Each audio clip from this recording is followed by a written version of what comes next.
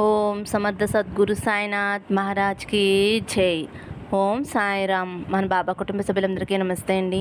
మీ అందరిపైన షిరిడి సాయినాథుని ఆశీస్సులు ఉండాలని, మీరు ఎప్పుడూ క్షేమంగా సంతోషంగా ఉండాలని మనస్ఫూర్తిగా కోరుకుంటున్నాను. ఫ్రెండ్స్, మీకు ఎటువంటి కష్టాలు సమస్యలు ఉన్నా సరే ఒక్కసారి గురువుగారిని కాంటాక్ట్ అవ్వండి. శ్రీ దుర్గాదేవి జ్యోతిషాలయం, గురూజీ శివప్రసాద్ గారు. ఫోన్ నెంబర్ వచ్చేసి 9959914981.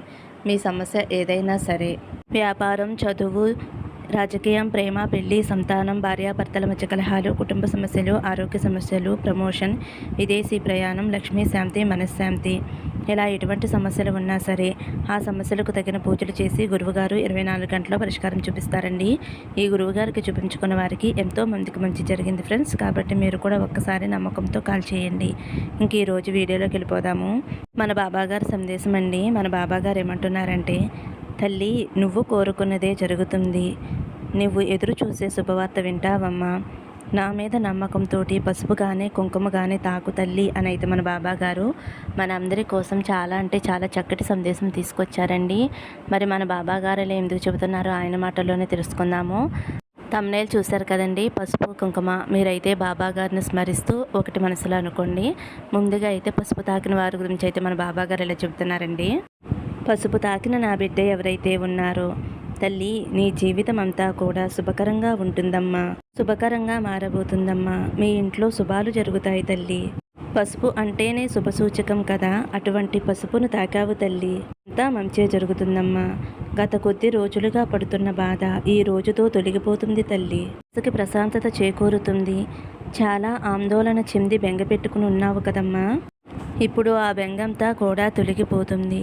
నన్ను నమ్మిన వారికి ఎప్పుడూ కూడా అన్యాయం జరగదు. ఆలస్యం అవుతుందమ్మా, అంతే తల్లి. మీరు కోరుకున్నవన్నీ కూడా మీకు అందిస్తాను. కుటుంబంలో ఉన్న కష్టాలన్నీ తొలగిపోతాయి. సుఖశాంతులు వెల్లివిరుస్తాయి తల్లి. సంతోషకరమైన రోజులు మొదలయ్యాయమ్మా. ఇక నుంచి నీకు అన్నీ సంతోషకరంగా జరుగుతాయి.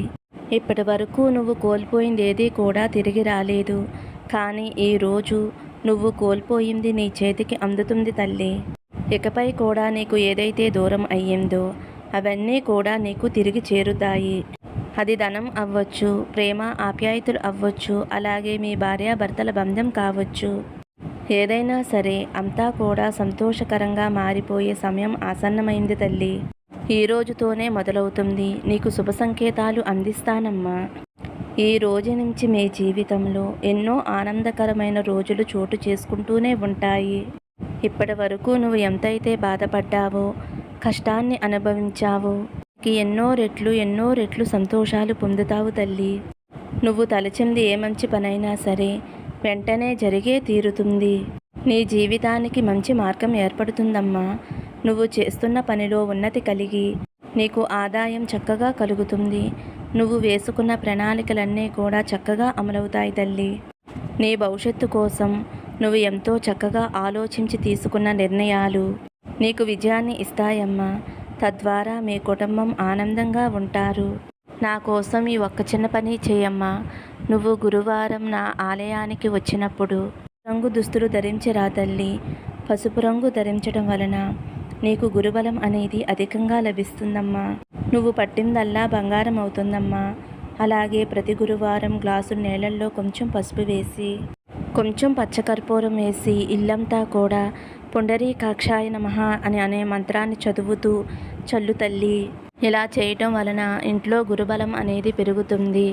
ఎటువంటి చెడు శక్తి ఉన్నా, నరదృష్టి ఉన్నా సరే తొలగిపోతుంది. అలాగే నీ పిల్లలకి ఎటువంటి నరదృష్టి తగలకుండా చదువులో బాగా రాణించాలన్నా, మంచి మార్కులు రావాలి అన్నా నువ్వు ప్రతి గురువారము కూడా 5 పోగుల తెల్లదారం తీసుకుని దానికి తడి పసుపు రాసి నా పాదాల దగ్గర పెట్టి నీ పిల్లల చేతులకి కట్టు తల్లి. ఇలా గురువారం చేయటం వలన నీ బిడ్డలకి గురుబలం అనేది పెరిగి మంచి విద్యాభ్యాసాలు కలుగుతాయి తల్లి. అలాగే అనారోగ్య సమస్యలు అటువంటివి ఏవి కూడా దరిచేరవు. అలాగే నా రక్షణ కూడా మీ బిడ్డలకి ఎప్పుడూ ఉంటుందమ్మా. అలాగే ప్రతిరోజు పసుపుని నుదుటిన కొంచెం బొట్టిగా పెట్టుకో తల్లి. ఇలా చేయటం వలన నరదృష్టి అనేది నీ మీద పడదమ్మా. ఎందుకంటే నరదృష్టి ఉండటం వల్ల అనుకున్న పనులు అవ్వవు. కోరుకున్న కోరికలు తీరకపోవడం ఇలా జరుగుతుంది తల్లి. కాబట్టి నువ్వు ప్రతిరోజు కూడా పసుపు తీసుకుని నీళ్ళల్లో కలుపుకుని దానిని నుదుటిన బుట్ట కింద పెట్టుకో తల్లి. నీకు అంతా శుభకరంగా ఉంటుందమ్మా. నేను చెప్పిన ఈ చిన్న చిన్న పరిహారాలు చేసి చూడు తల్లి. జీవితం శుభకరంగా మారబోతుందమ్మా. అతి త్వరలోనే నువ్వు కోరుకున్న వ్యక్తితో వివాహం కూడా జరగబోతుంది తల్లి.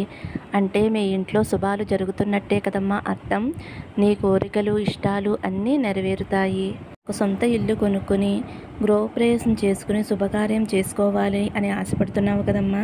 తప్పకుండా ఆ కోరిక నెరవేరుతుందమ్మా. అతి త్వరలోనే నువ్వు అనుకున్నట్లుగానే అప్పు లేకుండా సొంత ఇంట్లోకి ప్రవేశిస్తావమ్మా. మంచిగా గృహప్రవేశం చేసుకుంటావు. 10 మందిని పిలుచుకుంటావు. ఎప్పుడైతే సొంత ఇంట్లో అడుగు పెడతావో అప్పటి నుంచి నీ జీవితం ఇంకా ఎంతో సంతోషకరంగా ఆనందకరంగా మారిపోతుంది తల్లి. నా బిడ్డలకి వివాహాలు చేసుకోవాలి అని ఆశపడుతున్నావు కదమ్మా. ఆ శుభకార్యాలు కూడా జరుగుతాయి తల్లి. తాకావు కదమ్మా పసుపు తాకిన నా బిడ్డలకి అన్నీ శుభకార్యాలేనమ్మా. కూడా శుభకరంగా ఆనందకరంగా ఉండబోతుంది.